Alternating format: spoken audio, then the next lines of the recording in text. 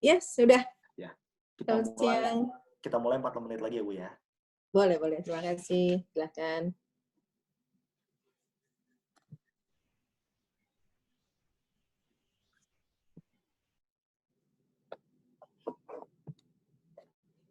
Pesertanya berapa orang, Mas? Banyak ya? Lumayan. Pesertanya ada 59 orang Bu, Lumayan. dari berbagai wilayah di Indonesia. Oke, good. Semua work from home nih ya? Semuanya, ada yang ke kantor, beberapa sih Bu. Oh ya, masih ada yang ke kantor? Memang diminta Iya, ke kantor? ada beberapa. Wow, Tapi mudah-mudahan sehat. tapi mostly learn from home sih Bu. Iya, iya, ya. Mudah-mudahan sehat semua. Kondisi kayak gini Amin. yang bisa kita selamatkan hanya stay at home. Iya Bu.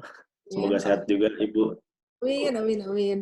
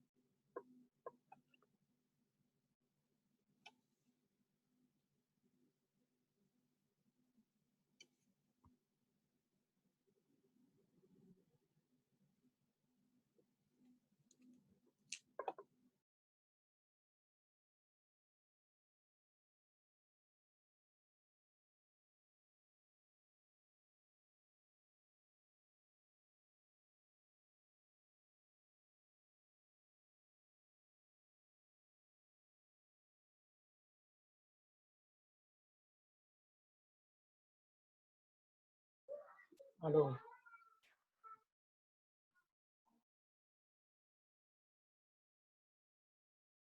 Aman, Bung Jeff.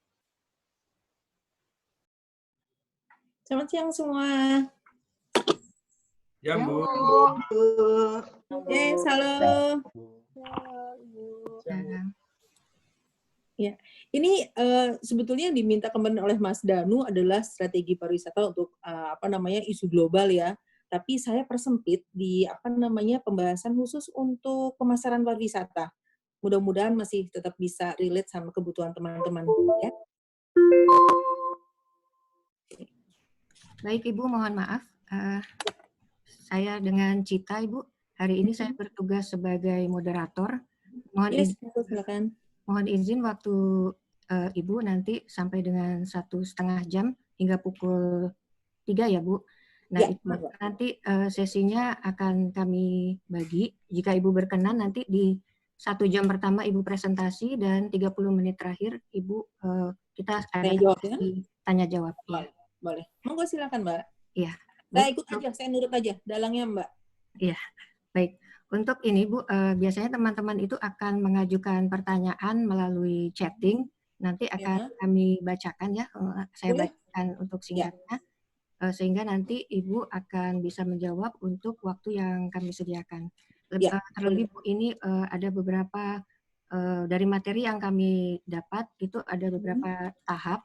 Mungkin ini untuk pariwisata yang saat ini sedang kondisi darurat, mungkin kita harus melalui beberapa tahap ya untuk pemulihan sehingga menjadi normal kembali.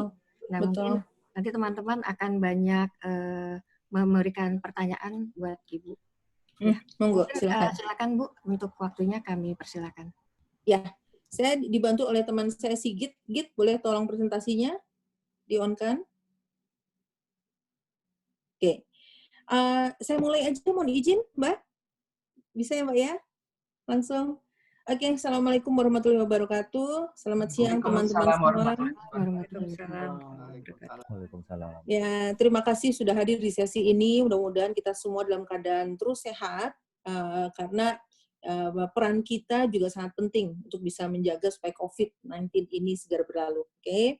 Nah, mohon izin saya akan menyampaikan bahan terkait dengan strategi apa yang kami lakukan khususnya di bidang pemasaran pariwisata untuk isu-isu yang terkait dengan C19. Nanti seperti yang sudah tadi Mbak Moderator informasikan, ada dari mulai masa during outbreak, kemudian masa pemulihan dan masa normalisasi. Monggo, silahkan lanjut Kit. Lanjut. Nah, jadi ini diawali dengan instruksi Pak Presiden langsung kepada menteri kami, pada kementerian kami, ada 3 hal pokok yang perlu dilakukan, yaitu terkait dengan social safety net atau perlindungan sosial bagi pekerja di sektor parekraf, pariwisata, ekonomi, dan kreatif. Kemudian yang kedua adalah realokasi anggaran. Jadi teman-teman mungkin sudah dengar ya, hampir di semua kementerian lembaga, anggaran kami itu ada realokasi program. Jadi selain ada pemotongan, juga ada pemindahan program atau perubahan kegiatan dari yang mulai kita anggarkan untuk kegiatan nggak ada COVID. Kemudian setelah ada COVID, kita diminta Pak Presiden untuk menyesuaikan agar anggaran ini bisa digunakan untuk membantu teman-teman kita yang terdampak, khususnya di sektor parekraf. Dan yang ketiga adalah terkait dengan stimulus ekonomi. Oke, lanjut, Git. Silakan. Nah, ini sebagai gambaran kita semua bahwa pariwisata ini adalah sektor yang sangat multidisiplin. Multiplier efeknya luar biasa, karena ini data yang kami dapat dari WTTC, World Travel and Tourism Council, 75 juta pekerja itu ada di sektor pariwisata, dan itu terdampak. 48 juta diantaranya ada di Asia Pasifik. Sementara UNWTO, United Nations World Tourism Organization, juga mengatakan bahwa pariwisata adalah termasuk sektor yang sangat rentan karena kita tahu hampir semua sektor juga bisa terkait dengan pariwisata. Dari sektor hukum, imigrasi, kemudian aksesibilitas penerbangan, kemudian transportasi laut dan juga darat. Kemudian dari sisi perbankan juga sangat efek di bidang pariwisata. Jadi karena banyaknya multidisiplin yang terkait dengan pariwisata menyebabkan bahwa pariwisata termasuk sektor yang paling terdampak karena C19 ini. Kemudian juga ada prediksi dari Tourism Economic bahwa pemulihan total untuk sektor pariwisata itu baru akan terjadi di tahun 2022 sampai 2023. Jadi lumayan cukup panjang karena sektor ini sangat terdampak. Lanjut, Kit, silakan. Oke, ini ada beberapa potensial loser ya, atau industri yang sangat terdampak karena C19 ini. Salah satu yang terbesar adalah pariwisata. Mungkin teman-teman juga sudah banyak mendapat informasi tentang hal ini. Selain pariwisata ada konstruksi, transportasi, pertambangan, keuangan, otomotif, UMKM, dan juga pertanian. Beberapa di antaranya sangat terkait juga dengan pariwisata. Transportasi jelas terkait dengan pariwisata. Kemudian juga UMKM, karena sekarang kami juga satu keluarga dengan parekraf. Dan juga pertanian, karena pariwisata ini juga salah satu sektornya yaitu rumah makan dan hotel juga ditunjang oleh sektor pertanian dan industri pangan. Lanjut, Kit. Oke, ini laporan yang kami terima dari tim Mansra kami, manajemen strategis, bahwa ada 13 juta tenaga pariwisata yang terkena langsung dampaknya oleh C19, dan sekitar 6 juta, ini informasi dari teman-teman asosiasi, pekerja, bahwa ada 6 juta yang sangat beresiko untuk dirumahkan atau terkena PHK. Sementara yang 32,5 juta itu adalah sektor yang tidak langsung terkait dengan pariwisata dan ekonomi kreatif. Contohnya adalah UMKM, money changer, souvenir, penari, pemusik. Jadi memang bisa dibayangkan bahwa efek dari C19 ini sangat luas dampaknya, dampak negatifnya khususnya ya terhadap sektor pariwisata dan ekonomi kreatif. Oke, lanjut silakan.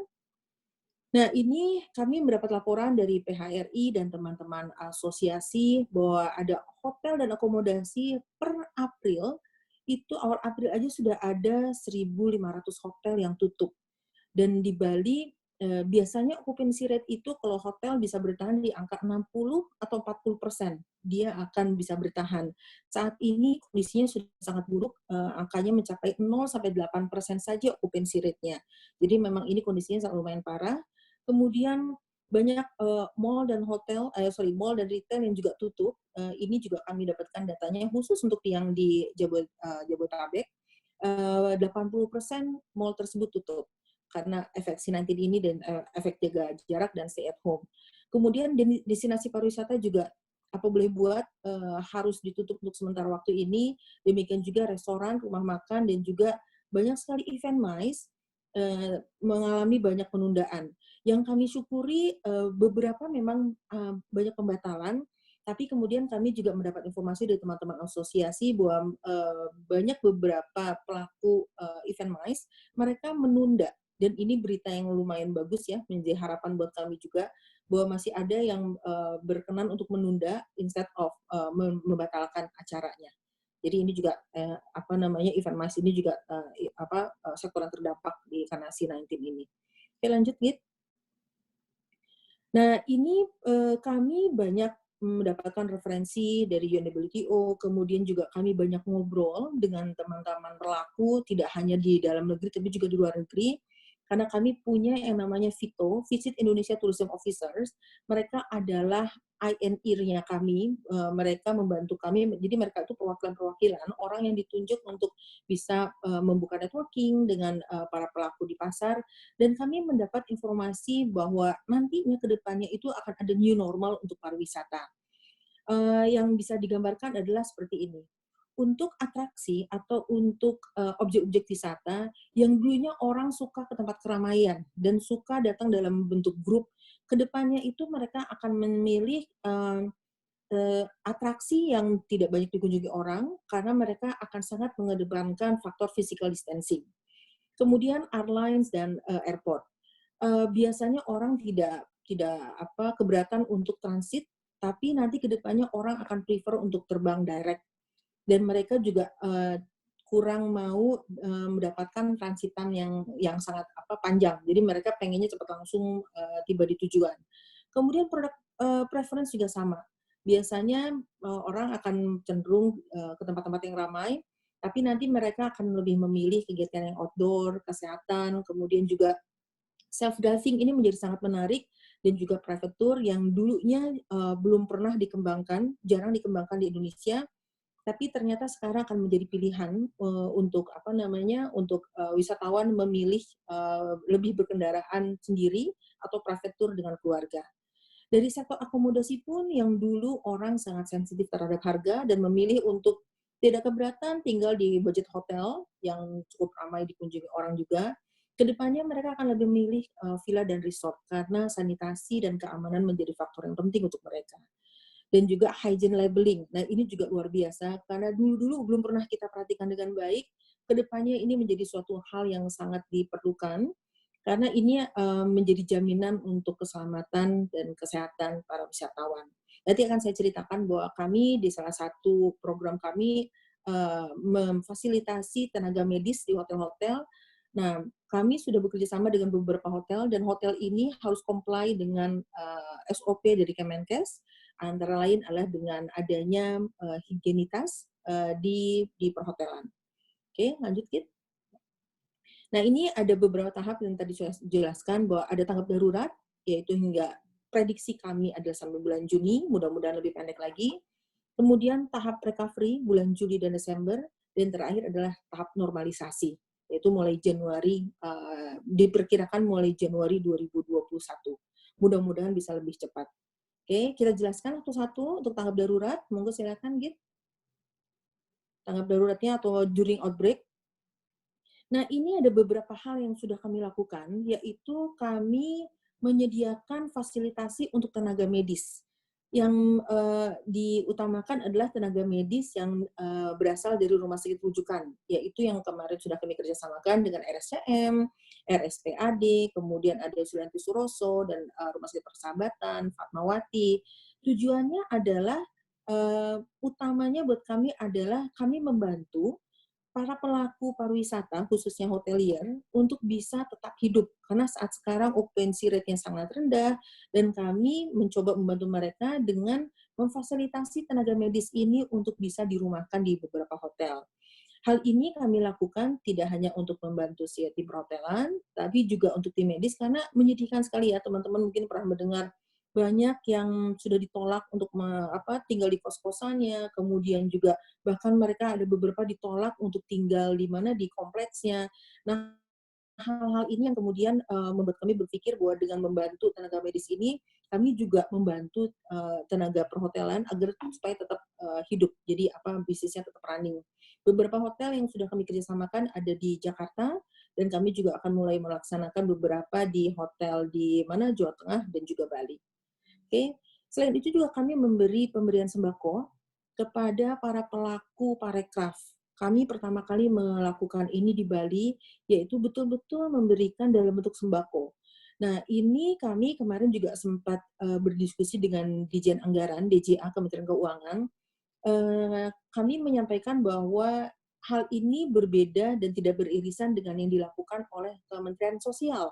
Karena yang kami bantu adalah betul-betul tenaga dari sektor pariwisata dan ekonomi kreatif yang belum tersentuh oleh program Kementerian Sosial. Jadi kami juga berkoordinasi dengan DJA, kemudian dengan Kementerian Sosial, Kementerian Kesehatan, agar pemberian bantuan yang kami lakukan tidak overlapping dengan kementerian lembaga lain. Oke. Yang ketiga adalah strategi komunikasi. Nah, ini sebetulnya ini yang lekat sekali dengan tugas fungsi unit kami, yaitu kami mengedukasi masyarakat terkait dengan COVID-19 ini. Yang paling sederhana adalah kita membuat berbagai macam konten dan kita blast baik di sosial media maupun di di komunitas media terkait dengan hidup sehat, mencuci tangan, sering-sering mencuci tangan, kemudian program menggunakan masker kain instead of pakai masker medis, karena masker medis sangat dibutuhkan oleh tenaga medis. Kami menghimbau teman-teman masyarakat umum untuk menggunakan masker kain. Kemudian juga jaga jarak. Dan yang terakhir baru-baru ini kami gencar lakukan adalah kampanye tunda mudik dulu. Ya, kalau dari Pak Presiden cukup keras, yaitu larangan jangan mudik. Tapi kemudian kami berkolaborasi dengan beberapa influencer dan mereka mau bekerja sama secara complementary basis. Mereka menyarankan kalau jangan mudik dulu terlalu keras katanya buat para netizen. Jadi yang kami gunakan campaign-nya adalah tunda mudik dulu. Jadi tidak mudik sekarang, tapi kita tunda sampai saatnya tepat. Kemudian yang keempat adalah kami juga menggunakan platform digital untuk melakukan online business meeting. Jadi intinya adalah hal-hal yang dulu kita lakukan secara offline, kita bertemu langsung dengan para partner kita di luar negeri, kita kemudian pindahkan ini ke platform digital, yaitu dengan menggunakan platform digital dengan kegiatan webinar. Mungkin teman-teman juga familiar ya dengan webinar ini. Tapi intinya webinar ini tujuan utamanya adalah kita menginformasikan kepada partner-partner kita di luar negeri apa yang sudah dilakukan oleh Kementerian Pariwisata dan pemerintah Indonesia.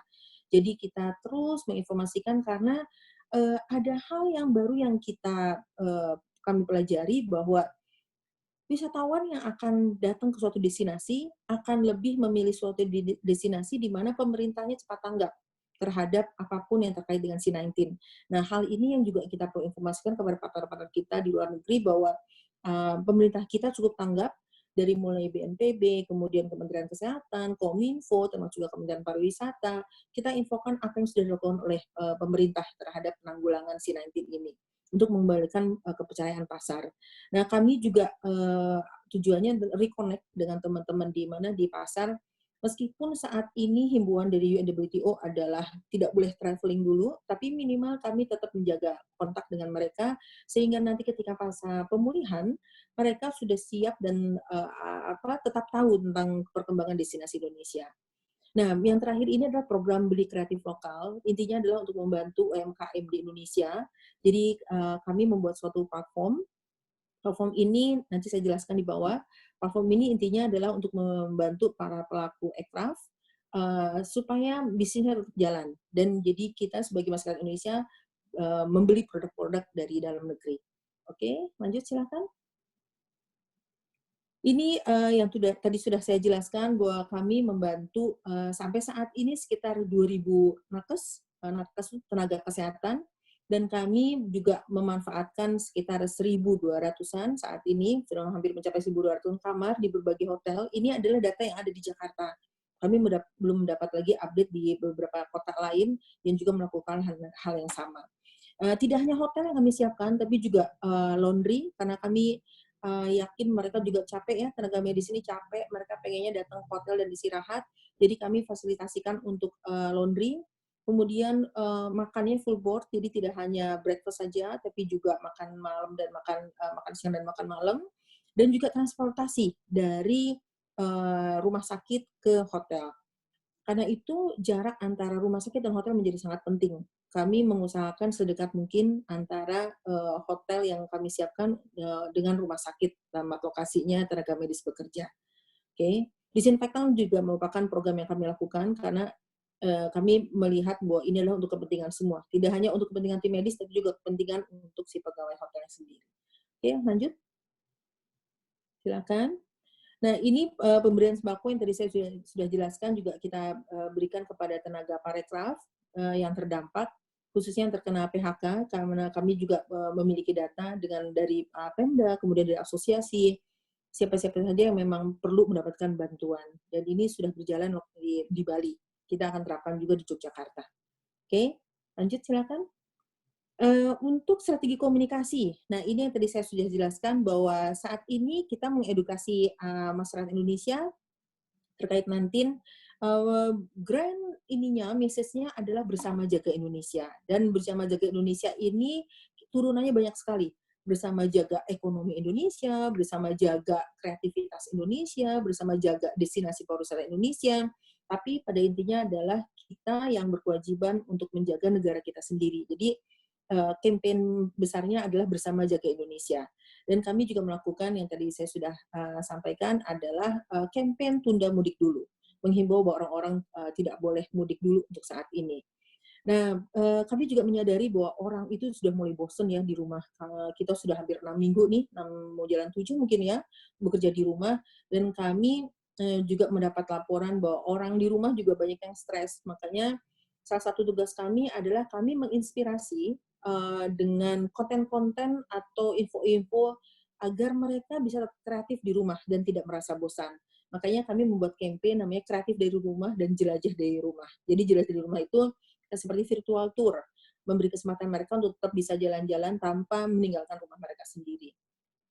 Nah, dari tim web kami juga melakukan aktivasi namanya digital activation, yaitu social movement selama Ramadan. Tiap minggunya ada aktivasi supaya orang tidak bosan atau orang bisa ada kegiatan di rumah. Minggu pertama, minggu ini yang kemarin sudah berjalan adalah kita mengajak mereka untuk menyampaikan apa sih yang bisa kita lakukan untuk sesama. Kemudian juga campaign berikutnya kita mengajak mereka untuk bisa membuat kuliner kreatif di rumah.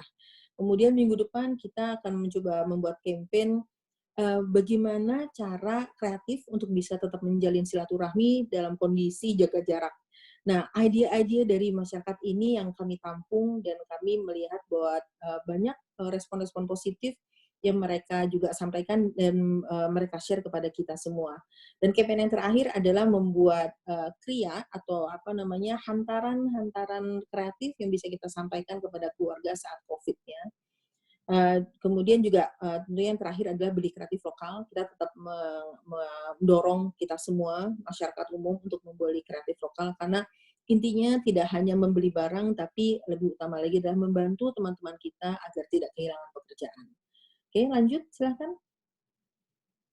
Ini rencana konten, ini sama dengan yang sudah saya sampaikan, hampir sama dengan slide sebelumnya.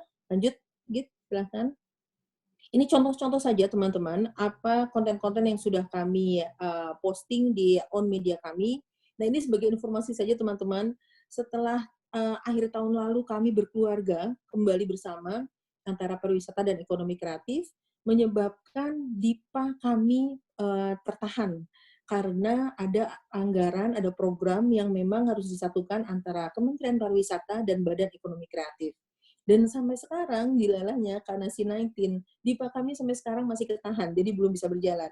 Tapi kami tidak bisa berhenti berkarya, kami harus terus melakukan sesuatu, dan karena itu publikasi yang kami lakukan ini belum sifatnya di paid media, masih di on media kita. Alhamdulillah paid media on media kami cuma cukup lumayan banyak, punya follower, jadi kita hidupkan di on media kita.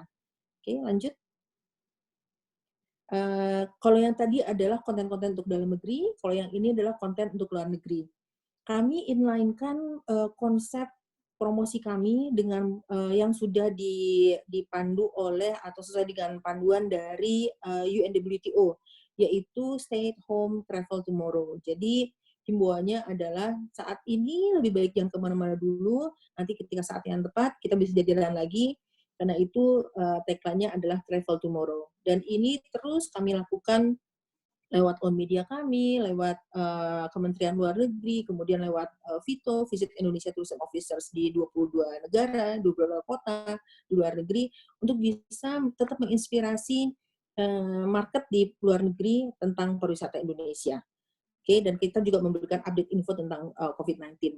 Jadi tentang larangan untuk ke Indonesia, visa on arrival sementara ini dicabut, dan penutupan akses udara, kemudian juga penutupan beberapa destinasi pariwisata di Indonesia.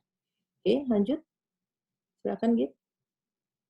Ini contoh beberapa postingan dari untuk pasar luar negeri. Kami juga menggunakan yang namanya UGC, User Generated Content. Jadi beberapa konten bukan kita sendiri yang menghasilkan, tapi ini dihasilkan dari hasil crawling sosial media, dan kami dapatkan dari para pelaku sosial media, dan kami minta izin ke mereka, bisa nggak konten kalian dipakai? Hanya jika mereka mengiyakan, kemudian konten mereka kita gunakan untuk kita posting, repost di sosial media kami. Oke, lanjut. Nah, ini yang tadi juga saya sudah jelaskan sedikit, bahwa kita melakukan mengonlinekan kegiatan offline kita yang biasanya kita lakukan langsung ke market, sekarang kita pindahkan ke platform online. Kita kerjasama dengan industri pariwisata, travel agent, TATO itu travel agent, hotel, kemudian ada VITO, Visit Indonesia Tourism Officers, kemudian juga dengan maskapai penerbangan. Jadi kami stakeholder pariwisata Indonesia bersama-sama menyampaikan informasi tentang pariwisata Indonesia, kondisi terkini, dan apa rencana kami ke depan kepada mitra-mitra kita di luar negeri. Dan ini kami lakukan secara bertahap, mulai minggu depan, mulai akhir minggu ini mungkin ya, sudah mulai berjalan, untuk dilakukan per pasar. Ada pasar India, pasar Amerika, kemudian pasar Australia, Singapura, Jepang, Korea. Jadi masing-masing pasar kita ajak ngobrol lewat webinar dipandu oleh VITO di masing-masing negara. Oke, lanjut, silakan. Nah, ini yang tadi beli kreatif lokal, kebetulan ini dipandu oleh teman kami di unit pemasaran kreatif, ekonomi kreatif. Ada 3 sektor yang kita ajukan untuk program beli kreatif lokal. Sebetulnya in total ada 17 subsektor ekonomi kreatif, tapi untuk kondisi Sinatin ini kami fokus di 3 besar, yaitu kuliner, fashion, dan kria. Dengan komposisi 70% kuliner, 25% fashion, kemudian sisanya adalah kria. Kenapa kuliner menjadi sangat besar?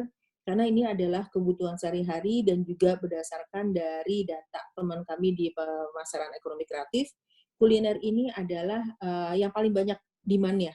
Dan kami juga berkewajiban untuk menolong sektor pariwisata yang terdampak, dan kami pilih 3 sektor ini yang utama, yang inline juga dengan kebutuhan dari masyarakat.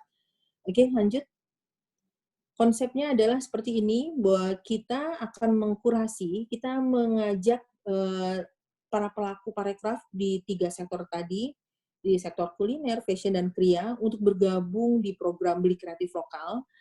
Setelah kita saring, jadi kita umumkan bahwa kami akan melakukan program beli kreatif lokal, kita undang mereka untuk daftar, kemudian kita pilih, kita kurasikan, kita verifikasi. Verifikasi ini penting karena hanya mereka yang memang betul perlu kita bantu yang akan kita masukkan dalam program ini. Oke, lanjut.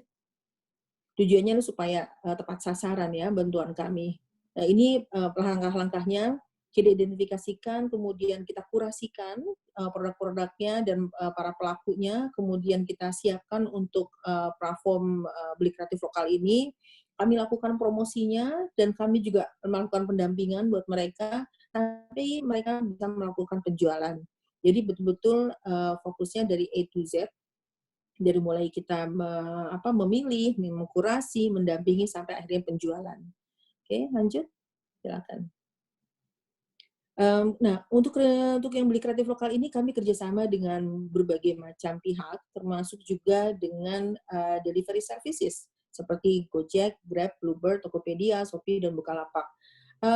Macam-macam kerjasamanya, dari mulai sesederhana memberikan informasi, mereka juga membuat halaman khusus di platformnya mereka untuk kegiatan Beli Kreatif Lokal ini. Kemudian mereka membantu mempromosikan, sampai mereka memberikan potongan harga khusus untuk pengantaran. Jadi berbagai pihak juga ternyata termotivasi untuk bekerja sama dengan tim kami untuk program Beli Kreatif Lokal ini, karena ternyata banyak hal yang bisa terbantukan juga ketika mereka tergabung dalam program ini. Karena banyak juga dari partner-partnernya mereka, para ojol, kemudian para driver yang terbantukan, ada yang mendapatkan penghasilan karena program ini. Oke, lanjut. Ini tahap pemulihan, tahap recovery yang kami harapkan ini mulai bulan Juni ini bisa mulai jalan, tapi perencanaannya mulai sekarang, yaitu terkait dengan 4 pilar pariwisata, yaitu atraksi atau destinasi produk, industri pariwisatanya, pemasaran, dan kelembagaan. Monggo silakan, lanjut. Untuk destinasinya, nah kami sedang bekerja sama nih teman-teman dengan Deputi Destinasi dan juga Deputi Industri agar dapat melakukan standar SOP untuk atraksi atau destinasi supaya bisa memberikan keamanan atau kepercayaan para wisatawan ketika nanti akan berwisata ke Indonesia. Contoh yang bagus yang sudah dilakukan adalah yang dilakukan oleh Singapura dan Thailand. Mereka langsung menerapkan We Are SG Clean atau We Are Clean. Ada sertifikasi khusus dari pemerintah Kementerian Kesehatan Singapura yang memberikan label kepada para pelaku industri pariwisata yang melakukan operasional di hotelnya yang comply dengan prosedur kesehatan. Kemudian juga ini contoh di Italia bahwa mereka akan membangun suatu area yang betul-betul memperhatikan konsep social distancing. Jadi tidak lagi ada berkerumun orang-orang, tapi lebih ada dikasih jarak ya. Kemudian juga hygiene, security, kemudian berbagai hal yang terkait dengan kehygienan atau kesehatan ini yang mulai diterapkan. Dan saat ini sedang mulai digarap oleh teman-teman di Deputi Industri dan juga Deputi SDM. Oke, lanjut. Untuk promosinya ini tentu saja kita tidak bisa semata-mata langsung ya promosi, apalagi sekarang adanya pelarangan dari dari Kementerian Luar Negeri untuk mendatangkan wisatawan ke Indonesia. Jadi kami menerapkan ada 2 fokus, yaitu hard selling untuk negara-negara yang memang sudah lebih siap untuk nanti datang ke Indonesia seperti Singapura, Malaysia. Sementara untuk negara lain kita masih melakukan soft selling. Jadi masih lebih memberikan informasi dan tidak jualan langsung kepada negara-negara lainnya. Kemudian juga strategi komunikasi kita tetap ada konten-konten inspirasi dan ini harus inline dengan apa yang ditawarkan oleh industri. Jadi ini Beli Kreatif Lokal juga tetap kita lanjutkan. Kita kerjasama dengan berbagai pihak. Oke, industri silakan dilanjutkan dengan industri.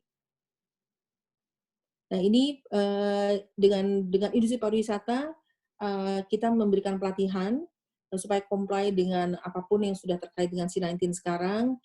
Kita melakukan standarisasi dan sertifikasi, kemudian melakukan pendampingan kepada para mitra dan juga yang terakhir adalah pembiayaan dan permodalan. Sementara untuk kelembagaan, SDM kita juga mulai dididik untuk bisa C19 comply ya. Comply dengan yang sudah digariskan oleh Kementerian Kesehatan, oleh WHO, dan berbagai macam item-item yang terkait dengan kesehatan dan kenyamanan. Oke, lanjut nih. Oke, nah ini tahap normalisasi ketika nanti kita berharap awal Januari tahun depan ini sudah mulai normal. Untuk yang Nusantara, ini adalah My South Business Trip, kemudian juga perjalanan government dan milenial. Kenapa My Business Trip? Kami mendapat informasi bahwa sebetulnya yang ingin melakukan perjalanan duluan untuk bisa keluar adalah para pelaku usaha. Karena para pelaku usaha ini juga memerlukan kontak ya dengan mitra-mitranya di dalam dan luar negeri. Ini makanya kami juga berharap bahwa nantinya business trip ini akan menjadi perjalanan yang termasuk perjalanan yang pertama akan tumbuh. Kemudian tentunya government trip karena government spending ini juga yang salah satu menyelamatkan ekonomi kita, dan juga pasar milenial. Kenapa pasar milenial? Karena kami menyadari setelah kami banyak berbicara dengan banyak pihak, termasuk OTA, online travel agent di luar negeri, bahwa kedepannya yang paling berani untuk jalan duluan itu adalah kaum milenial. Jadi mereka betul-betul yang adventurer, mereka tidak takut dan tidak traumatik ya dengan kondisi yang sekarang. Jadi kami juga menargetkan pasar milenial ini sebagai pasar yang duluan sembuh atau duluan bisa kita garap untuk datang ke Indonesia. Oke, lanjut. Kalau yang tadi adalah wisatawan Nusantara, yang ini adalah wisatawan mancanegara. Sama juga, tapi khusus yang buat yang mancanegara ini kita masih fokus di short haul, yaitu Singapura, Malaysia, dan Australia. Kemudian selanjutnya adalah China, Jepang, Korea. Kenapa China, Jepang, Korea? Khususnya buat China dan Korea adalah negara yang memang sekarang sudah mulai pada masa pemulihan, dan kami prediksikan mereka adalah negara yang duluan melakukan outbound atau membiarkan warga negaranya, mempersilahkan warga negaranya untuk bisa segera keluar dari negaranya untuk berwisata kembali. Oke, milenial juga tetap menjadi sasaran kami. Oke, lanjut. Ini pada tahap normalisasi, kita harapkan bahwa semua sudah bisa berjalan dengan cukup normal, tapi kami harus kita sama-sama sadari bahwa akan ada new normal. Nah, new normal ini yang sampai saat ini masih terus secara dinamis bergerak, nih teman-teman. Tiap hari, tiap minggu kami selalu dapat update dari teman-teman pelaku industri bahwa apa sih sebetulnya normal untuk pariwisata yang ada di persepsi consumer. Dan ini tiap hari kami mendapat tambahan info. Oh, ternyata mereka sukanya begini, sukanya begitu. Untuk hotel mereka lebih suka yang untuk yang villa-villa. Dan ini informasi seperti ini akan sangat berpengaruh terhadap peta industri pariwisata Indonesia. Dan ini terus kami pantau karena masih terus bergerak terkait dengan new normal di dunia pariwisata. Oke, lanjut. Nah, itu yang sampai situ mungkin ya teman-teman, ada 3 tahap, jadi tahap outbreak, tahap pemulihan, dan tahap normalisasi yang kami lakukan khususnya dalam konteks strategi pemasaran pariwisata. Kalau teman-teman nanti ada pertanyaan, monggo, mudah-mudahan bisa saya jawab. Kalau tidak bisa saya jawab, mungkin nanti ditampung dulu ya. Nanti kita tampung untuk bisa saya tanyakan kepada unit yang lebih berwenang untuk bisa menjawab. Oke, monggo silakan. Baik, Ibu Diah, ini mungkin ada beberapa pertanyaan dari teman-teman. Kalau boleh saya simak sedikit, ini terdapat 3 tahap, yaitu di tahap darurat dan tahap recovery, kemudian tahap normalisasi. Untuk di tahap darurat itu Kementerian Kesehatan juga sudah menyediakan berbagai fasilitas kepada tenaga medis ya, terutama yaitu untuk perhotelan, laundry, disinfektan dan sebagainya. Kemudian untuk di tahap recovery itu ada beberapa contoh negara yang memberikan sertifikasi kepada beberapa pemeran pariwisata, kemudian juga hard selling, kemudian juga peningkatan strategi komunikasi, juga pelatihan kepada beberapa industri. Kemudian untuk tahap normalisasi itu ada juga beberapa yang diberikan outbound travel seperti misalnya government, kemudian juga business trip dan juga millennials, itu yang kami simak. Dan ini ada beberapa pertanyaan Bu dari beberapa teman. Yang pertama dari Mas Ahmadi yang menanyakan program-program apa saja yang disiapkan oleh Kemenpar dan stakeholder terkait untuk percepatan pemulihan pariwisata pasca COVID ini Bu, seperti di 10 Bali Baru. Kemudian bagaimanakah model bisnis pariwisata pasca COVID itu terkait dengan penerapan protokol COVID di masing-masing jenis pariwisata. Itu mungkin yang pertama, Bu. Atau boleh yang kedua sekaligus, Bu? Boleh, silakan. Ya. Yang kedua, ini selama kontribusi sektor pariwisata bagi perekonomian kan sudah cukup besar ya, Bu. Dan terus meningkat antara lain dari sisi devisa, lalu penyerapan tenaga kerja dan investasi.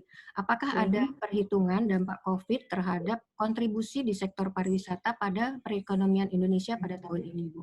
Nah, kemudian dari yang tadi dari Mbak Marta ya, Bu. Yang kedua, yang ketiga dari Mbak Berti. Seberapa signifikan pembatasan transportasi udara, yaitu kebijakan dari Kemenhub, dengan pengembangan program beli kreatif lokal yang dikembangkan, mengingat target pembeli produk kreatif lokal tidak hanya di kota-kota terdekat saja, namun juga bisa di beda provinsi dan beda pulau. Ya. Kemudian yang keempat dari Mas Ahmadi juga, ini mengenai strategi pelaku wisata dan pemerintah untuk membuka penerbangan direct ke destinasi wisata yang aksesnya masih terbatas, bagaimana, Bu? Oke. Ya, mungkin itu dulu atau gimana, Bu? Oke, saya jawab dulu ya. Ya. Oke. Untuk pertanyaan yang pertama dari Mas Ahmadi, bagaimana model bisnis dari pengembangan pariwisata khususnya di 10 Bali Baru. Nah, ini kondisi COVID-19 ini membuat kita juga harus re-shifting nih, Mas. Dulu kita fokus di 10 ada namanya Bali Baru, tapi kemudian akhir tahun lalu kami mendapat arahan untuk fokus yang namanya 5 DSP. Mungkin teman-teman sudah pernah dengar ya, 5 destinasi super prioritas, yaitu Toba, Borobudur, Lombok atau Mandalika, kemudian Labuan Bajo, dan terakhir adalah Likupang. Jadi tidak lagi fokus yang namanya di 10 DSP, kita persempit menjadi 5 DSP, yaitu yang tadi 5 destinasi super prioritas. Nah, terjadinya COVID, ini membuat kami juga harus re-shifting lagi nih. Jadi tidak fokus di 5 DSP, karena 5 DSP ini ketika akhir tahun lalu kami mendapat arahan untuk fokus di 5 DSP, kami tidak belum ada dampak dari C19. Jadi kondisinya masih sangat normal dan itu direncanakan tahun 2020 adalah pengerjaan untuk infrastrukturnya. Pengembangan infrastrukturnya sampai akhir tahun 2020, kemudian starting from 2021 kami mulai mempromosikan ke 5 destinasi ini, 5 destinasi super prioritas. Tapi kemudian setelah adanya C19, pekerjaan terkait infrastrukturnya pun kemudian menjadi mandek, Mas. Menjadi terhambat. Akhirnya kami harus terpaksa merefocusing hanya ke destinasi-destinasi yang memang lebih siap untuk nanti menerima wisatawan mancanegara dan Nusantara. Yaitu kami sekarang arahannya per tadi malam ketika kami mempersiapkan bahan ratas Pak Menteri dengan RI1, kami mendapat arahan untuk fokus kembali ke Bali, Mas. Kenapa Bali? Karena Bali ini satu adalah destinasi yang sangat terdampak. Jadi apapun yang kita lakukan, untuk diketahui bahwa 40% jumlah wisatawan mancanegara ke Indonesia itu tibanya di Bali. Kemudian 30% di Jakarta, dan 20% di Batam dan Bintan. Ini menjadikan Bali, Jakarta, Batam, dan Bintan menjadi penyumbang wisatawan mancanegara paling banyak ke Indonesia. Dan hal ini juga disebabkan karena banyaknya direct flight ke 3 tempat tersebut, Jakarta, Bali, dan Batam Bintan karena dia langsung dari Singapura sama dari Malaysia ya, dekat Malaysia. Nah, dengan fokus 10 destinasi Bali ini kita squeezing 5 DSP, kemudian kita squeeze lagi menjadi ketiga greater, yaitu Bali, Jakarta, Batam, Bintan. Tapi kemudian atas perintah ada arahan Pak Menteri, kita fokus hanya di Bali dulu untuk sebagai pilot project mengembangkan suatu destinasi yang comply dengan nilai-nilai kesehatan yang memang ini sesuai dengan arahan dari WHO dan juga dari Kementerian Kesehatan. Jadi kami mengharapkan saat ini sedang digodok nih Mas, belum bicara model bisnisnya, baru dibicarakan bagaimana kesiapan destinasi tersebut secara fisik. Bagaimana higienitasnya, bagaimana kebersihan toiletnya, bagaimana pengaturan transportasinya. Karena untuk diketahui bersama dengan adanya social distancing ini atau physical distancing, kendaraan-kendaraan di masa yang periode pemulihan tidak bisa dilakukan penerapan seperti kendaraan normal. Yang biasanya satu bis 50 seat itu bisa dipenuhi oleh 50 penumpang, sekarang dibatasi dengan setengahnya. Dan hal yang bagus yang sudah kami dapat informasinya adalah yang dilakukan oleh pelaku feri di Batam dan Bintan. Mereka ketika nanti sudah diperbolehkan ada arus wisatawan masuk ke Batam dan Bintan, mereka sudah siap-siap dengan pola setengah 50% okupansi. Jadi feri-feri yang dari Singapura, Malaysia ke Batam dan Bintan itu akan dibuat physical distancing dengan harga yang sama tapi dengan kapasitas setengahnya. Mereka bilang lebih baik mereka sekarang merencanakan untuk melakukan tersebut untuk bisa mengembalikan kepercayaan konsumen. Karena sekarang konsumen sudah mulai aware, tidak mau berwisata atau melakukan perjalanan di kendaraan yang sangat pack atau full, dan mereka tetap harus menjaga distancing. Jadi model bisnis saya sendiri belum bisa menjawab karena kondisi terus ada dinamis, tapi yang pasti adalah kami merefocusingkan pengembangan destinasi ini kembali ke Bali sebagai model, dan juga ke dua greater lain, Jakarta dan Batam dan Bintan. Tapi kami juga terus berkomunikasi dengan teman-teman di daerah, dan banyak sekali teman-teman daerah yang sudah mulai melakukan inisiasi-inisiasi agar mereka bisa comply dengan kondisi yang sangat siap dengan new normal bagi wisatawan mancanegara. Jadi ini terima kasih, ini mengingatkan kepada kami juga bahwa nanti bisnis model juga akan berubah, Mas. Yang pasti adalah kita semua sangat makin belajar bahwa ada hal yang tidak pernah kita antisipasi sebelumnya, dan kerjasama antar berbagai macam pihak ini seperti yang tadi dicontohkan. Contohnya untuk beli kreatif lokal, kita tidak lagi bisa bekerja sendiri, tapi kita bekerja dengan perusahaan UKM, kemudian juga kita bekerja sama dengan expert yang bisa mengkurasi, kita kerjasama dengan perusahaan yang bisa mendelivery barang, dengan Grab, Gojek, kemudian e-commerce, Tokopedia. Nah, bisnis model seperti ini yang akan menjadi contoh ke depan, tapi bentuknya seperti apa ke depannya masih akan terus berkembang, Mas. Karena kondisi new normalnya sampai dari mulai awal COVID di bulan awal April sampai sekarang kami terus mendapatkan informasi bahwa banyak hal yang terus berkembang yang harus terus kita sesuaikan ke depannya. Oke, terkait dengan pertanyaan Ibu Marta, devisa, kemudian juga investasi, tentunya ini ada perhitungan-perhitungan yang harus dilakukan. Ada unit kami yang namanya Deputi Kebijakan Strategi. Mereka bekerja sama sangat erat, saya pikir juga dengan BI untuk penghitungan hal ini, dan juga bersama Bappenas dan juga dengan BPS. Kami kemarin baru diskusi dengan Bappenas terkait dengan revisi target. Revisi target, kalau teman-teman pernah mendengar, target kami untuk wisatawan mancanegara pernah ditargetkan 20 juta wisatawan, tapi kemudian dengan berbagai kondisi kami hanya bisa mencapai sampai angka 16,5 juta. Dan akhir tahun kemarin dipatok untuk target wisatawan kami tahun ini adalah 18 juta. Tapi kemudian kami dengan adanya C19 ini, kemarin kami menghitung kembali berapa sebetulnya jumlah wisatawan yang bisa kita targetkan. Kemarin yang sampai kami hitung dari berbagai macam perhitungan, kita paling optimis bisa mencapai angka 5,5 juta. Itu pun kalau di akhir di semester kedua nanti ada prerequisite-nya. Prerequisite-nya adalah Kementerian Luar Negeri sudah bisa membuka jalur masuk wisatawan asing ke Indonesia, kemudian juga aksesibilitas ini juga sudah airline sudah mulai beroperasi membuka, dan juga dari pasarnya sendiri memang sudah ada keberanian untuk melakukan perjalanan outbound ke Indonesia.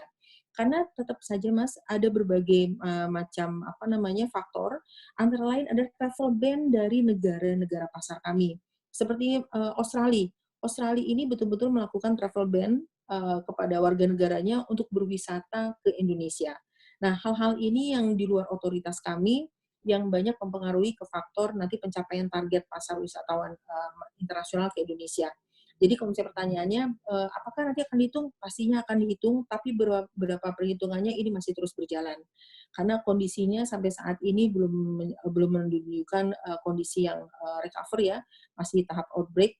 Tapi kami terus melakukan penghitungan kerjasama kemarin dengan Bappenas, dan tentunya nanti harus juga dengan BPS, karena nanti angka-angka statistik akan keluar dari BPS. Dan BI tentunya dengan sekretariat bersama pariwisata, kita akan terus memantau berapa akhirnya besaran kontribusi dari sektor pariwisata untuk devisa Indonesia. Kemudian dari Mbak Berta, Kementerian Perhubungan, ini kaitannya dengan beli kreatif lokal. Saat ini memang beli kreatif lokal ini masih terlokasi hanya untuk Jabodetabek, Mbak. Jadi belum untuk antar pulau, antar provinsi belum. Nah, ini juga terkait dengan ketika nanti orang mulai berwisata, khususnya wisatawan dalam negeri, sudah terlihat polanya adalah mereka akan staycation dulu. Mereka akan berwisata di tempat mereka sendiri. Jadi untuk 2-3 bulan pertama, prediksi kami atas obrolan kami dengan para pelaku dan juga kami cek di analitik kami, di web analitik melalui search intention, bahwa wisatawan dalam negeri juga belum punya kepulihan 100% untuk berwisata, bahkan jangankan ke luar negeri, keluar kota. Mereka lebih prefer untuk jalan-jalan di dalam kota. Atau istilah kami adalah staycation. Dia berwisata, vacation, tapi tidak jauh-jauh. Dan sektor pertama yang akan pulih adalah kuliner, kemudian juga mall, karena sekarang orang hiburan mereka adalah hiburan untuk wisata di dalam kota. Dan kaitannya tadi apakah beli kreatif lokal dengan izin terbang di Kemenhub, ini otoritasnya ada di Kementerian Perhubungan. Kami belum mendapat informasi lebih jauh tentang hal ini, karena sekarang banyak penerbangan tutup. Penerbangan yang saat ini diprioritaskan adalah penerbangan untuk bantuan-bantuan kesehatan. Jadi untuk traveling, untuk leisure itu belum dibuka sama sekali. Itu informasi yang kami dapat. Nah, kami tapi meskipun sekarang belum bergerak untuk dibuka jalurnya, tapi kami sudah bekerja sama dengan Garuda untuk bisa merencanakan ketika nanti tahap recovery berjalan, kita sudah punya ancer-ancer destinasi mana duluan yang akan dipromosikan atau yang bisa pulih duluan. Gimana kita bisa tahu? Salah satunya dengan ada search intention. Kita bisa ngelihat orang ini banyak mencari informasi tentang destinasi mana. Nah, itu yang kita kerjasamakan dengan Garuda supaya kita mulai siap ketika nanti masa pemulihan sudah mulai berjalan. Kemudian dari Mas Ahmad lagi, ini penerbangan domestik juga ya? Pertanyaannya tadi, Mbak? Pertanyaannya, bagaimana strategi pelaku wisata dan pemerintah untuk membuka penerbangan direct, Bu? Ke penerbangan, oke. Yang aksesnya masih terbatas, ya. Yes, ini menarik banget. Ini kalau bicara internasional, kami melihat bahwa search intention atau orang itu banyak ingin melakukan perjalanan ke Indonesia justru dari wilayah yang belum ada direct flight, yaitu Amerika dan India. Nah, India sebetulnya AirAsia sudah mau membuka direct flight ke Indonesia per April kemarin dari Mumbai langsung ke Bali, ke Denpasar. Tapi karena kondisi C-19 ini menjadi tidak memungkinkan mereka untuk melakukan direct flight. Nah, ini menarik sekali nih, Mas, pembicaraan tentang direct flight ini, karena sesungguhnya pengaturan ini bukan di Kementerian Pariwisata, tapi ada di Kementerian Perhubungan dan juga BUMN, karena yang terkait adalah aran-arannya. Yang bisa kita lakukan, Kementerian Pariwisata lakukan adalah meminta kepada kedua kementerian ini agar bisa mendukung adanya direct flight ke Indonesia. Karena semakin kesini, apalagi dengan kita tadi mempelajari new normal ya, orang malah udah semakin malas untuk transit, tapi mereka ingin terbang direct. Dan apalagi untuk bisnis traveler, karena MICE juga merupakan salah satu sektor yang kami prioritaskan. MICE itu meeting, insentif, convention, dan exhibition. Dan orang-orang yang termasuk ke kategori MICE ini, mereka sangat menginginkan direct flight. Tapi lagi-lagi direct flight bukan di otoritas kami, itu ada di otoritas perhubungan dan juga di BUMN. Tapi kami termasuk yang paling banyak permintaan untuk direct flight ini, karena sangat menentukan keberhasilan performance dari jumlah wisatawan yang ke Indonesia dengan adanya direct flight. Oke. Kalau BI bisa bantu, terima kasih sekali, Mas, untuk meyakinkan bahwa dengan direct flight, pertumbuhan Wisman akan bisa lebih baik, lebih cepat. Baik, Ibu. Ini selanjutnya masih banyak pertanyaan, Bu. Ya, kita kembali lagi ke Bali mungkin ya, Bu, karena Bali itu kan, ini ada pertanyaan dari Mas Darmawan. Kalau Bali itu lebih fokus pada pariwisata luar negeri ya, Bu, daripada domestik. Apakah ada strategi nih, Bu, sambil menunggu masa recovery, penguatan pariwisata itu menggunakan produk aircraft dari domestik dalam negeri? Ya. Yang kedua mungkin Bu ya, dari Mas Andri Gunawan. Ini berdasarkan pengalaman, ada kemampuan sektor pariwisata untuk rebound dapat dikatakan cepat itu bagaimana ya, Bu? Misalkan seperti pada kasus bom Bali, itu faktor yang membuat sektor pariwisata itu rebound dengan cepat itu bagaimana, Bu? Kemudian ada satu lagi ya, Bu ya. Apakah ada alternatif usaha untuk para pekerja di sektor wisata yang disiapkan oleh Kementerian Pariwisata untuk membantu mengurangi angka pengangguran sebagai dampak dari COVID ini? Mungkin 3 dulu itu, Bu. Terima kasih. Oke, untuk yang terkait di Bali, ini kami melihat bahwa C90 ini banyak membawa pembelajaran buat kita semua, termasuk sektor pariwisata. Selama ini kita selalu menggaungkan pentingnya devisa dari wisatawan mancanegara.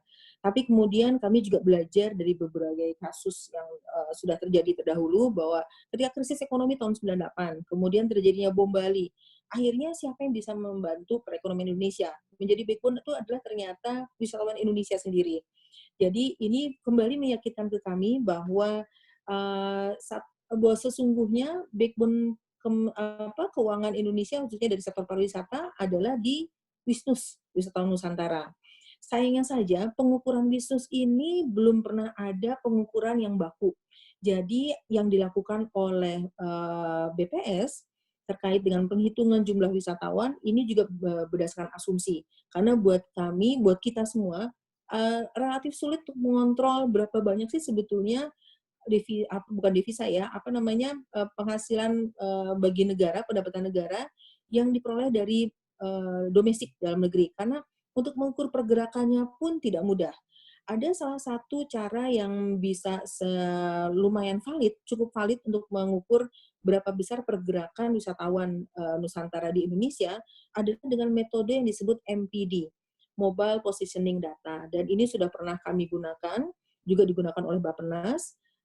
Kalau dari sektor pariwisata kami pernah menggunakan untuk pengukuran di cross border, karena mungkin teman-teman juga tahu ya bahwa sebetulnya contoh aja, yang namanya cross border di Kalimantan itu hanya ada di beberapa pintu yang dijaga oleh pihak imigrasi.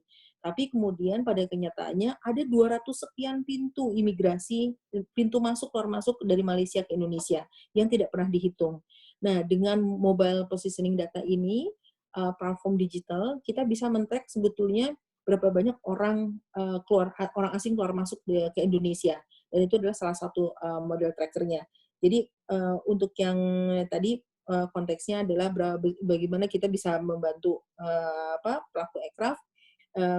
Konteksnya adalah kita sekarang ini pada tahap pembelajaran, belajar lagi sebetulnya, semakin meyakinkan kita bahwa dari kita, oleh kita, untuk kita. Jadi backbone ekonomi Indonesia itu sangat ditunjang oleh dari orang Indonesia, untuk orang Indonesia, dan oleh orang Indonesia. Karena itu, apakah kita bisa membantu untuk perekonomian Indonesia untuk dari wisatawan Nusantara? Jawabannya iya sekali, Mbak.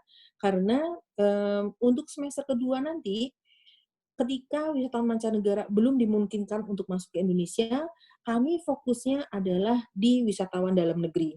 Karena itu mungkin tadi Ibu Bapak teman-teman melihat bahwa ada hashtag yang kami pakai selain bersama Jaga Indonesia, ada turunannya adalah di Indonesia aja. Jadi kami bekerja sama dengan berbagai mitra, partner pelaku usaha maupun juga influencer untuk bisa menyuarakan kepada masyarakat Indonesia untuk melakukan perjalanan di Indonesia aja. Jadi ini salah satu gerakan pemerintah dalam upaya supaya orang Indonesia cukuplah traveling di Indonesia saja. Di Indonesia juga masih banyak tempat yang sangat bagus, tinggal nanti pilihannya tergantung dari preferensi market atau masing-masing individu. Nah, terkait dengan yang apakah bisa membantu sektor aircraft, sangat Mbak. Karena sektor pariwisata ini, apalagi setelah kami berkeluarga kembali dengan ekonomi kreatif, ada 17 subsektor, dan yang diangkat adalah 3 sektor utama, yaitu fashion, kriya, dan kuliner. Ini sangat terkait langsung dengan industri pariwisata. Karena dengan adanya aircraft, industri aircraft, ini sangat bisa memperpanjang length of stay orang untuk tinggal di suatu destinasi, mereka belanja, mereka menikmati kuliner, dan juga bisa menaikkan yang namanya spending.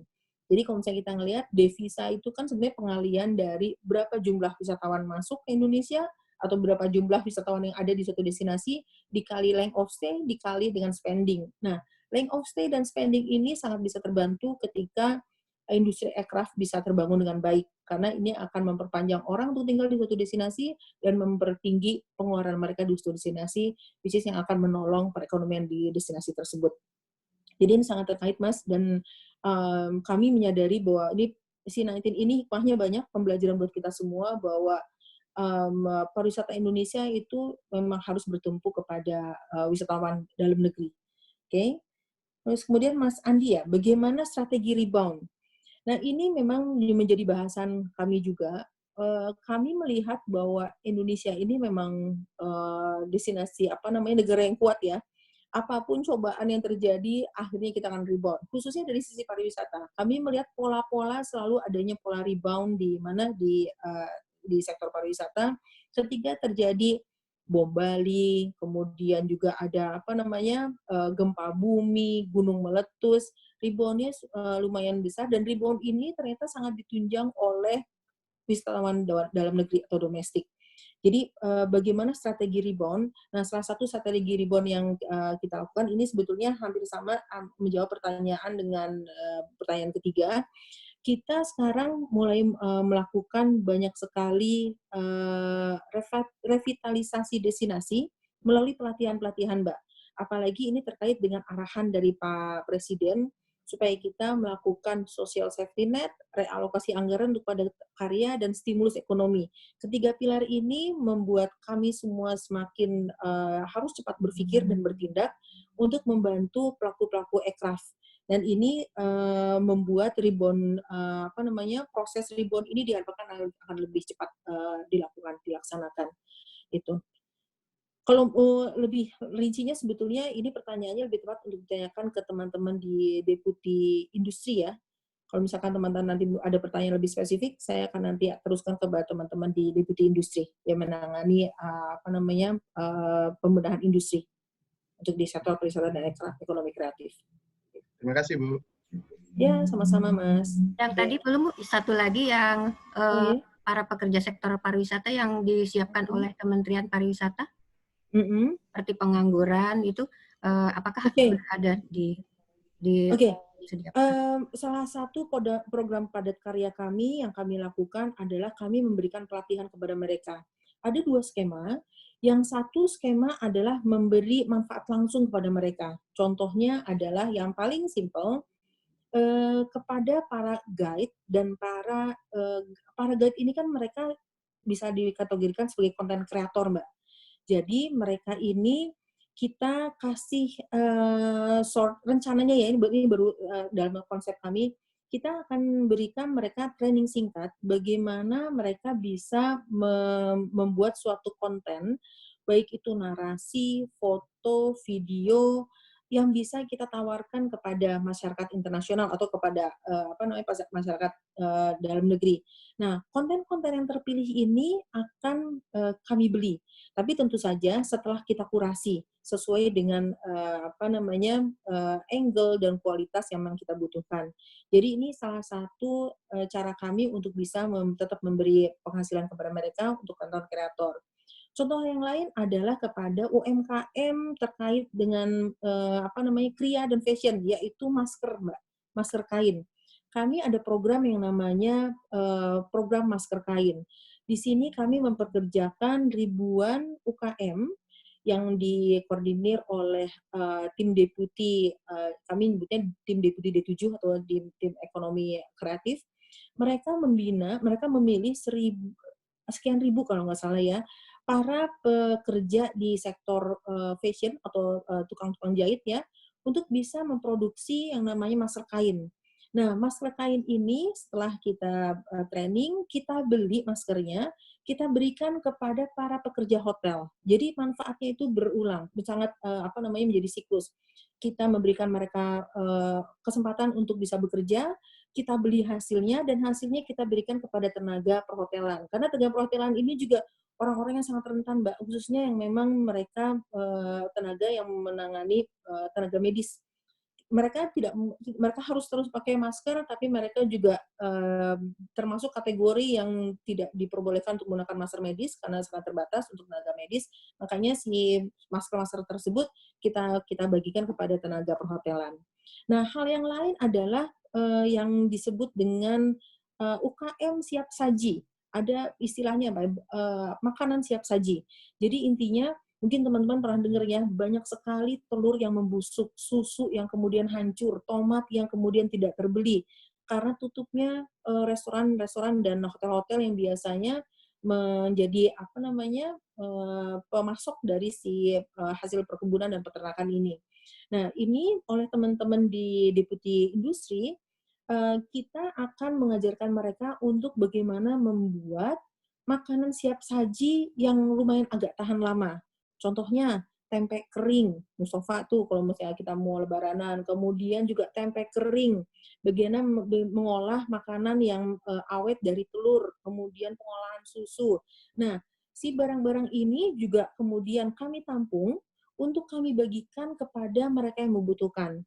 Nah, ini kami terus berkoordinasi dengan sektor terkait dengan Pemda, kemudian juga dengan dengan Kemensos dan Kementerian Kesehatan, karena sebetulnya yang salah satu yang kami harus hindarkan adalah pemberian bantuan kepada orang yang salah atau tidak tepat sasaran. Itu yang kami hindarkan. Jadi kami terus berkoordinasi, khususnya yang menjadi isu yang kami hadapi saat ini adalah pendataan, Mbak. Kami itu sangat menjadi Indonesia ini sekarang ini agak sulit pendataan. Kalau mungkin Mbak-Mbak dan Mas pernah mendengar bahwa bagaimana Jerman sangat bisa membantu pelaku usahanya dengan memberikan bantuan cash. Kemudian Singapura ini kepada para supir taksi di Singapura langsung memberikan bantuan tunai sebesar minimal 1.000 Singapura dolar untuk 9 bulan ke depan. Nah, mereka memungkinkan untuk melakukan ini tidak saja karena memang kekuatan ekonomi mereka dan juga model administrasi keuangan mereka, tapi hal yang penting adalah mereka sangat punya data yang rapih, Mbak. Data yang rapih ketika akan dilakukan penyaluran bantuan.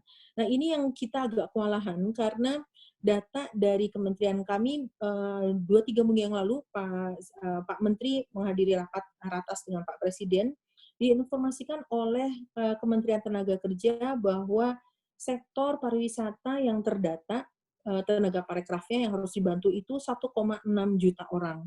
Dan data ini akan terus berkembang. Sementara data yang kami dapatkan dari asosiasi, kemudian dari pelaku usaha, yang betul-betul kami dapatkan datanya by name, mereka tinggal di mana, dan butuh bantuan apa, itu baru ada di angka 260 ribuan. Dan ini ada ketimpangan data nih Mbak, yang kami harus sangat hati-hati agar tidak ada overlapping bantuan kepada orang yang sama dari KL yang lain. Dan kami akan sangat hindari itu.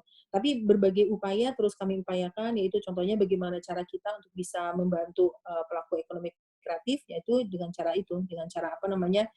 membeli produk mereka, masker, kain, kemudian kita bagikan kepada tenaga hotel, kita kemudian juga untuk kuliner, membuat masakan siap saji, nanti makanannya juga kami tampung, kami beli untuk nanti dibagikan kepada mereka yang membutuhkan.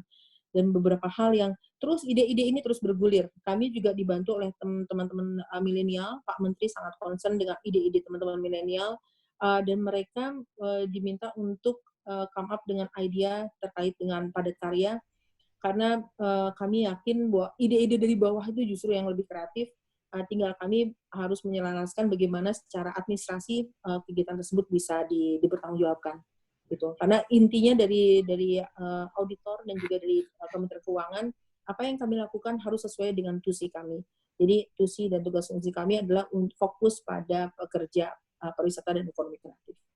Itu Mbak. Mudah-mudahan bisa membantu menjawabnya. Iya, baik. Baik Ibu, ini ada pertanyaan juga dari Mbak Winda yang menanyakan apakah ada perubahan Renstra dari Kemenparekraf dari tahun 2020-2025 ini, dan perubahan strategi mendasar apa yang akan berubah? Nah, itu mungkin yang pertama, Bu. Kemudian ada pertanyaan dari Mas Bugi.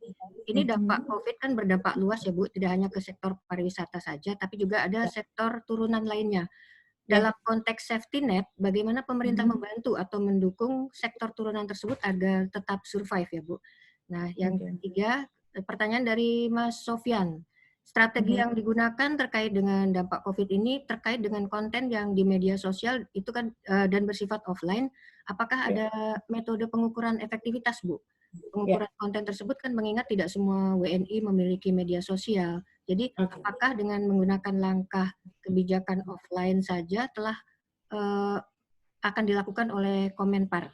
Itu saja mungkin, Bu. Oke, ini menarik nih tentang Renstra. Ini cerita panjang. Kami kemarin diskusi dengan Bappenas dan kami pada posisi tawar-menawar nih dengan Bappenas karena Bappenas juga menyadari bahwa harus ada perubahan di Renstra, tapi dimulai dengan tahun ini, kami mulai menggodok di tahun yang 2020 dulu sebelum bergerak untuk 4 tahun ke depan, untuk menjadi baseline untuk 4 tahun ke depan. Dan ini sedang kami diskusikan dengan Bappenas. Terakhir yang minggu lalu kami sempat diskusikan adalah penurunan angka dari kunjungan wisatawan mancanegara. Karena salah satu Renstra untuk pariwisata adalah devisa, dan awalnya itu memang diset untuk quality tourism. Kami juga dipertanyakan apakah kami tetap akan fokus pada quality tourism. Pada dasarnya iya, karena intinya kami akan tetap ke depannya destinasi yang kami tawarkan ke wisatawan adalah destinasi yang memang siap untuk menerima wisatawan berkualitas. Karena kami juga akan menyiapkan destinasi yang berkualitas yang comply dengan faktor kesehatan dan keamanan wisatawan. Jadi betul Mbak, Renstra tentu akan berubah, khususnya ada baseline. Baseline ini yang akan bergeser. Tidak lagi kita bisa menggunakan dasar untuk yang tahun kemarin, tapi kami sedang dalam upaya memetakan berapa baseline yang tahun ini supaya nanti 4 tahun ke depan bisa polanya juga ya kita sesuaikan karena baseline yang drop di tahun 2020. Kemudian social safety net untuk sektor turunan. Nah, saat ini kami masih sangat fokus di sektor pariwisata dan ekonomi kreatif yang terdampak langsung. Jadi di perhotelan, kalau untuk pariwisata ada perhotelan, kemudian juga ada restoran, para guide, kemudian juga para pemandu ya, kemudian hotel homestay. Sementara kalau di aircraft yang 17 sektor tersebut, tapi 3 sektor utama adalah aviation dan kuliner. Nah, kami belum fokus pada faktor turunannya, Mbak, pada sektor turunannya. Kami masih sangat fokus di sektor parekraf yang sampai saat ini pun belum semua sektor parekraf bisa kita cover semuanya, Mbak. Karena itu kami bekerja sama dengan Pemda-Pemda. Kami juga berkoordinir dengan mereka karena di Pemda-Pemda pun mereka punya program social safety net, dan kami berusaha agar apa yang kami lakukan itu bisa disinergikan oleh Pemda dan tidak conflicting, dan tidak lebih penting lagi tidak overlapping. Tidak bantuan yang sama diberikan kepada sasaran target yang sama. Jadi kita koordinasi dengan mereka. Untuk turunan social safety net, setahu saya, karena ini dilakukan oleh Kedeputian Industri, setahu saya kami masih sangat fokus di parekraf, belum kepada sektor turunan. Jadi masih sangat pure di parekraf, yang itu pun kalau teman-teman ketahui belum semua tercover oleh bantuan kami. Oke. Kemudian yang terkait dengan konten. Nah, konten ini menarik. Kami menggunakan yang namanya social listening tools atau mesin ya yang untuk meng-crawling, mengukur sentimen negatif, positif, noise orang itu bicara tentang apa. Nah, memang ukuran dari social listening tools ini ada di media sosial. Jadi yang kami lakukan ukuran yang valid adalah yang bisa dilakukan di media sosial, tidak di offline pembicaraan di offline, karena pembicaraan di offline ini lebih sukar untuk diukur. Nah, tapi kami juga melakukan pemantauan melalui media. Ada Biro Komunikasi Publik yang melakukan pemantauan secara rutin, yaitu per hari. Mereka melihat apa yang dibicarakan melalui media. Jadi kami untuk yang offline kami ukurannya adalah lewat media, tetapi yang pembicaraan individu kami bisa meng-crawlingnya sampai ke level individu itu lewat social listening tools yang kita gunakan. Dan tiap hari itu ada laporannya, dan biasanya laporan itu yang kami gunakan untuk merespon. Orang ini lagi ya kemarin, ternyata mereka memang lagi gundah nih, udah mulai bosen ada di rumah, makanya kami come up dengan idea bagaimana menginspirasi mereka untuk melakukan hal-hal yang kreatif dari rumah. Gitu. Kemudian mereka pengen mudik, nah, kita menginspirasi mereka bahwa mudik itu justru akan membahayakan orang tua atau sesama, lebih baik tidak mudik itu justru sangat membantu. Karena itu kita membuat social movement, menginspirasi orang-orang untuk tidak mudik tapi berkreasi di rumah untuk sebagai pengganti kegiatan mudik mereka. Gitu. Untuk yang offline memang kita melihatnya di ukuran media yang kita ukur. karena sulit untuk mengukur offline secara ini ya, secara apa namanya real time. Yang bisa diukur adalah konten-konten secara online, melalui sosial media. Ya. Baik Bu, waktu sebelum COVID Bu, ini ada subsektor lifestyle apa sih Bu yang paling berkembang di pariwisata Indonesia, dan kedepannya apakah bisa recovery dengan cepat dengan adanya new hygiene lifestyle Bu? Ya. Oke. Betul sekali, ini inline dengan apa, sebetulnya salah satu kekuatan pariwisata Indonesia itu ada di health and wellness. Mungkin teman-teman nggak pernah dengar ya, health and wellness ini adalah spa, jamu sehat, kemudian makanan-makanan sehat, herbal, segala macam. Nah, kami setelah mengobrol dengan berbagai pihak, termasuk khususnya adalah pelaku industri pariwisata di dalam dan di luar negeri, kami melihat bahwa tren ke depannya wellness ini menjadi salah satu atraksi atau aktivitas wisata yang sangat dicari orang. Jadi orang itu memang akan ke suatu destinasi yang alamiah dan destinasi yang bersih. Dan salah satunya adalah pilihannya di kegiatan aktivitas wellness atau kebugaran. Nah ini per kemarin hari Sabtu kami sudah melakukan meeting, online meeting dengan para pelaku wellness tourism. Kami sedang akan mengembangkan 360 campaign. 360 campaign ini adalah bagaimana kita bisa menginspirasi dengan konten-konten terkait dengan wellness di Indonesia, tapi tidak hanya kontennya aja. Kita promosikan dan kita juga langsung menawarkan produknya di mana. Kalau misalkan orang sudah terinspirasi untuk datang ke Indonesia, mereka tahu di destinasi mana bisa diperoleh kegiatan tersebut. Kemudian mereka bisa beli paketnya di mana, dan kami juga sudah mulai sekarang mencari siapa orang-orang influencer atau key opinion leader di sektor wellness atau kebugaran yang bisa menjadi spokesperson kita. Kalau government bicara biasanya orang pada males ya, tapi kalau misalkan yang bicara adalah spokesperson atau influencer, itu akan lebih didengar oleh market. Dan itu terbukti, kami punya program yang namanya Trip of Wonders. Kita undang berbagai macam influencer dari berbagai negara yang kita lakukan secara tematik.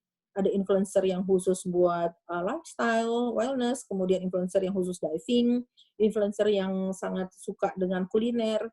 Nah, mereka ini yang akan kita gunakan sebagai spokesperson atau sebagai influencer kita untuk mendekati pasar-pasar.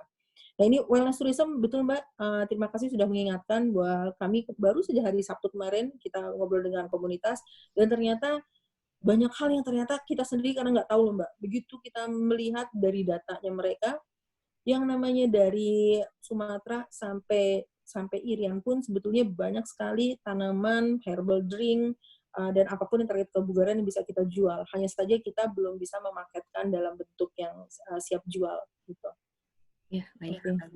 Baik Bu, ada pertanyaan dari Mas Roland nih Bu. Kemarin dia sempat jalan-jalan, katanya Bu, ada konten visual 3D, jalan-jalan dan jajan di Jogja secara online sebagai promosi. Apakah ini termasuk programnya Kementerian Pariwisata Bekraf? Atau mungkin hal serupa bisa diikuti oleh berbagai daerah di daerah lain dengan konten yang lebih menarik itu? Ya, betul. Benar sekali Mas Roland. Ini sebetulnya sangat organik ya, tidak dilakukan langsung oleh Kementerian Pariwisata, tapi ini Kementerian Parekraf ini menjadi salah satu program utama kita. Di salah satu rencana kami adalah untuk membuat program namanya virtual tour. Nah, virtual tour ini kami mulai pemantauan tim kami. Kemarin kami juga sudah melihat ada yang Jogja, ada yang Natuna, ada yang Bali. Sepertinya perlu ada keseragaman dalam arti kualitas dan cara menginformasikannya, karena kami melihat ini masih sangat organik, which is bagus, tapi perlu dibenahi dengan angle yang memang relevan kepada si marketnya. Dan ini kemarin juga kami sudah mencoba mengevaluasi apa yang ada di virtual tour, baik kami lihat benchmarking dari negara lain, kemudian kita lihat apa yang sudah dilakukan di Indonesia. Kita akan mencoba memprototypingkan virtual tour ini supaya nanti kita bisa tawarkan ke orang-orang. Dan kalau sekarang dilakukan ada yang complimentary, jadi bebas, ada juga yang berbayar. Nah, kami berpikir kalau nanti kami bisa membuat suatu konten yang menarik dan ini bisa berbayar, ini bisa menolong juga para pelaku aircraft, khususnya tour guide, untuk bisa mendapatkan penghasilan tambahan. Kemarin saya sempat lihat virtual tour yang Natuna, lumayan menarik karena dia juga menggunakan drone ya, jadi memperlihatkan destinasi Natuna dari sisi yang lain, cukup menarik buat kita yang memang belum pernah tahu tentang Natuna dan menginspirasi kita untuk datang ke Natuna. Tapi kemudian ketika kami cek, ini masih untuk konsumsi wisatawan Nusantara. Akan sangat bagus kalau kita sudah siap dengan wisatawan Nusantara, kita bisa menggunakan narator atau interpretor dalam bahasa asing, supaya hal serupa juga bisa digunakan virtual tour untuk yang negara asing gitu.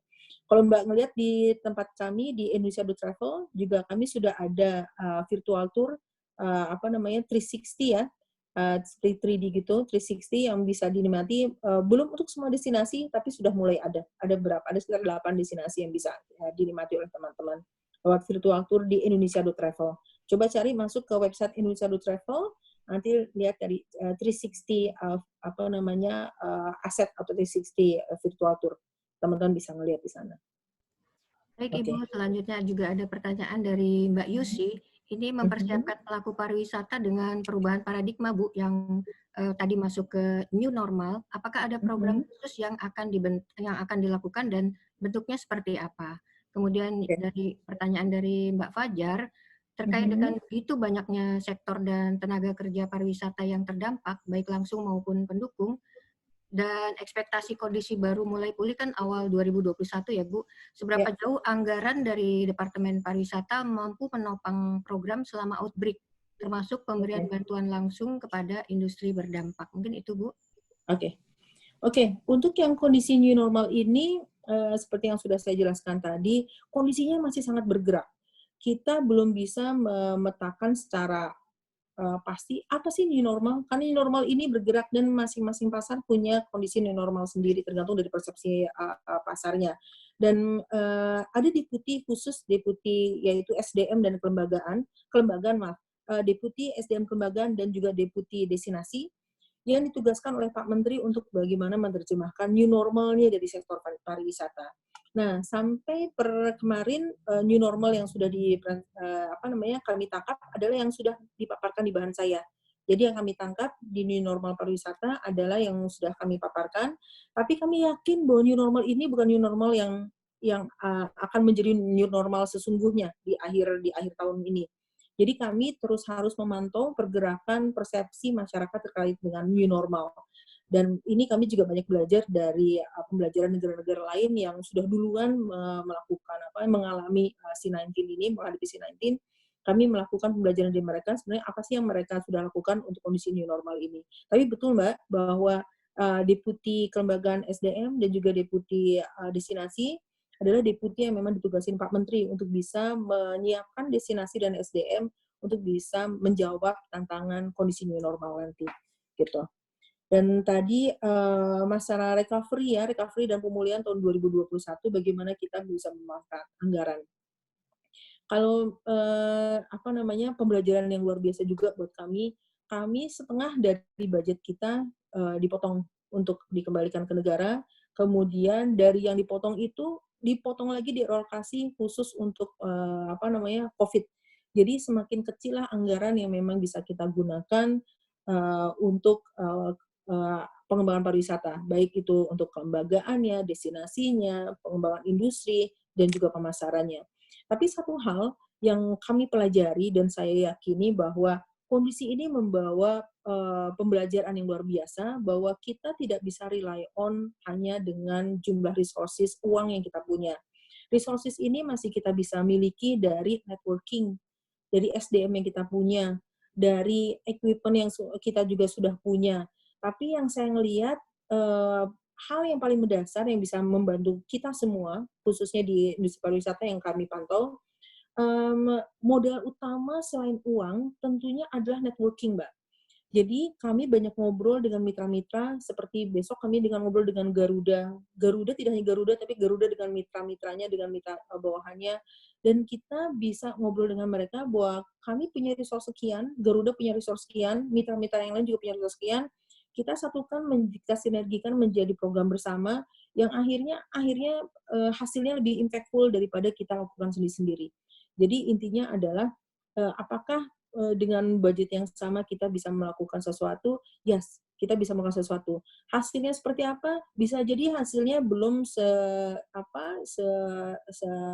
sebagus apa yang diharapkan, apa yang sama dengan ketika kita punya resource yang lengkap. Tapi saya yakin bahwa masih banyak cara. Inilah tahapan di mana kita tetap harus bisa melakukan sesuatu, memanfaatkan apa yang ada, dan saya dalam pengalaman saya sendiri, saya melihat bahwa networking itu adalah modal yang luar biasa. Networking bekerja sama dengan para mitra, termasuk juga cuma dengan Garuda, tapi dengan OTA, online travel agent yang ada di luar negeri. Mereka juga menawarkan kepada kami untuk bisa melakukan publikasi secara gratis. Karena buat mereka yang penting ada di-endorse oleh pemerintah. Karena buat mereka toh juga nggak ada orang yang bisa kuat pasang iklan di mereka. Daripada kosong, akhirnya bisa dilakukan publikasi informasi dari Indonesia di OTA mereka. Sekarang beberapa stasiun TV internasional, Mbak, mereka menawarkan complimentary package, jadi program yang tidak berbayar. Kita bermitra dengan mereka sudah sekian tahun, 5 tahun ke belakang, dan mereka melihat bahwa toh Indonesia tidak kuat bayar, tapi slot itu tetap ada, dan mereka melihat bahwa kita adalah klien mereka yang sudah bertahun-tahun menjalin kerjasama. Mereka menawarkan beberapa slot gratis buat Indonesia, dan itu kita manfaatkan untuk PSA, Public Service Announcement. Jadi kita untuk yang pasar luar, kita mengangkat konten-konten travel at home, stay at home, travel tomorrow. Konten yang tetap mengingatkan wisatawan mancanegara bahwa Indonesia itu tetap ada dan tetap indah. Tapi kami sabar menunggu sampai nanti kalian bisa pada saat yang tepat bisa datang ke Indonesia. Nah, untuk yang PSA di Indonesia, Public Service Announcement, kita manfaatkan untuk konten-konten sosialisasi, edukasi jaga jarak, pakai masker kain, stay at home, dan juga untuk tunda mudik dulu.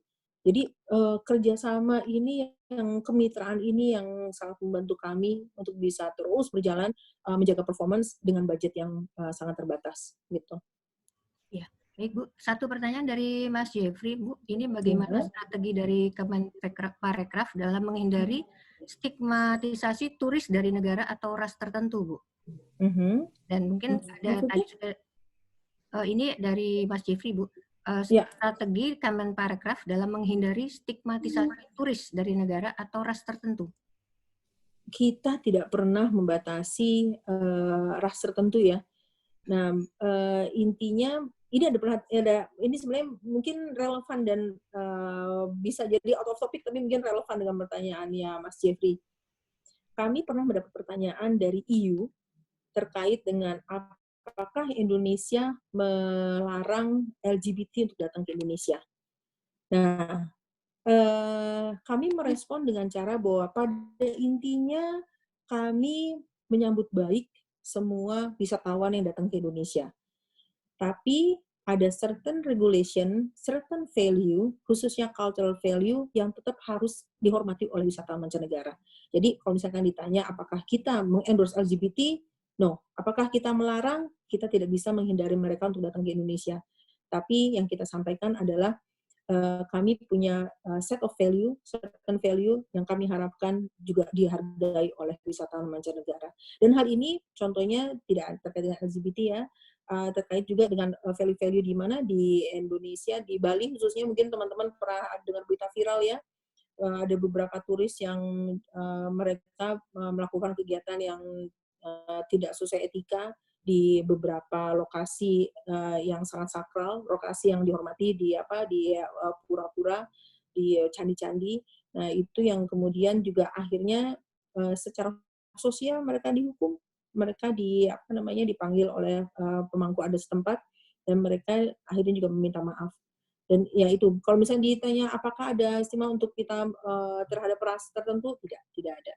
Tapi khusus untuk yang secara politis kita belum bisa menerima mereka dengan paspor Israel.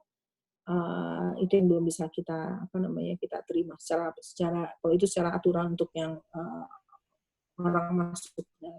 Tapi ras tertentu tidak ada, Mbak. Mudah-mudahan bisa menjawab ya. Saya tadi agak kurang, apakah pertanyaannya bisa menjawab atau pertanyaan memang tepat untuk saya jawab seperti itu, Mbak?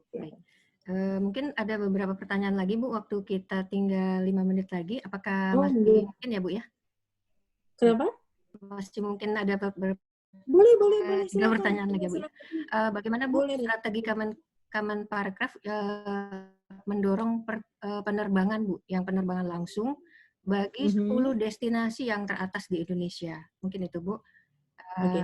Atau mungkin ada satu pertanyaan lagi Bu, ini terkaitnya dengan tadi memang sudah dijelaskan tentang bantuan kepada para pekerja yang tidak mendapatkan pekerjaan lagi pada COVID ini.